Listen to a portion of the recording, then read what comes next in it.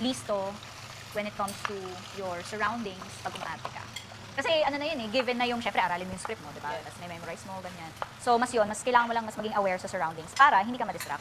Para if there's anything, kunya bigla, umulan, na yun So, mas yung technicality siguro. Kasi pag na-distract ka, mahirap nang ibalik. Oo. Kasi nakikita ko sa'yo, ano ka naman may lalim. Malaking bagay yun yung may lalim, may depth. Ako? Mom, change ko na talaga ng career, Mom. Let's welcome talaga. After mo mag-cooking, ang busy mo kasi. So, mag-cooking show ka muna, tsaka ka act. Bigla may dumaang motor, hindi ka mawala. Medyo technical. Ganun kayo, ginagawa niyo. Kasi pwede ka talaga palang ma-distract na pag nasa crying. Yes, oo. Or magkakat talaga pagka may unnecessary na sound, ganyan. So, kailangan matuto ka na hindi ko mawala dun sa emotion. Kasi kailangan mo bumalik agad dun sa level 10. Barbie, tigilan mo ko. Kaunang-una sa lahat, Ikaw na ang paborito ni Papa. Siya ba yun? Hindi ako sinasabi paborito ko na. Mahal ko kayo pa Mas rin. plunging Hindi pa ko siya. ramdam. Pa, siya na lang lagi pinapabura. Alam ng kaduwaw niyo, nakakaalam talaga kung alin. So how do you guys feel in like supporting certain charities, foundations, in general? Sobrang nakakasaya po ng nakakataba po ng puso. Kasi syempre kahit andito po kami sa bahay, may opportunity po kami na mag-lend ng help. Sa Ate B nga Oh. Ay, naku, Barbie, natatawa ako. Pero gusto mo ba? Gusto mo bang umarte? Gusto mo, nararamdaman ko. Musical. Musical, pwede pa. Pero yung arte, paano ko kaya? Magkabisado ng script, parang mahirapan ako. Ng hand sa others. At the same time po, ito po talaga yung ginugol po namin. Ako po as content creator, parang kaya gusto ko po na sobrang daming tulungan. At pinapractice ko na po ito sa mga contents ko before. At dito po, may something special po talaga sa charity na pinipili po namin. Kasi something na we can make to get awareness din sa mga tao.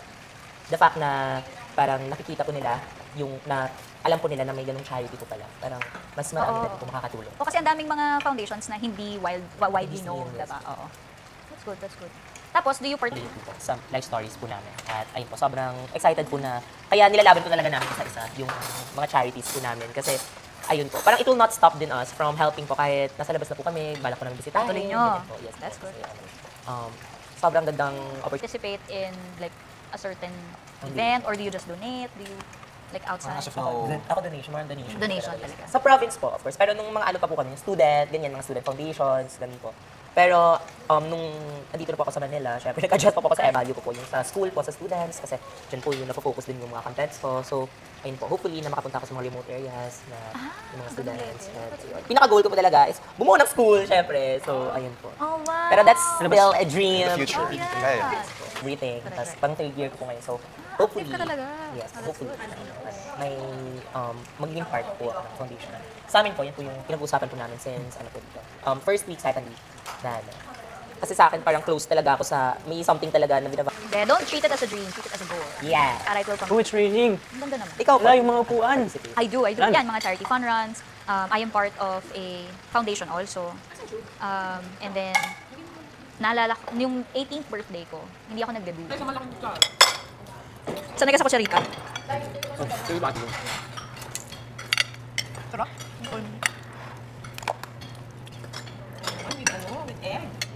Ay, gusto mo sasawan yung Barbie? Ay, gusto ba sa akin? Good. Okay. Very good. Luto yung uso mo sayangin. Clean pa siya, Ma'am. Safe pa siya.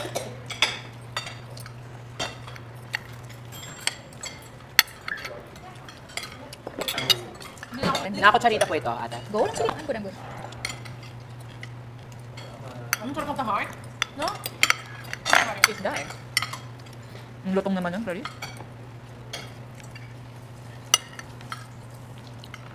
Dahil ano, yun nga yung homesick. Mga-homesick ako. Tsaka, as much as possible, ayoko kasi nakipag ko. Ayaw mo. Wala kasi magkain ng birthday. I just like that. Kahit anong ulam. Pero, siyempre sa trabaho kailangan payat.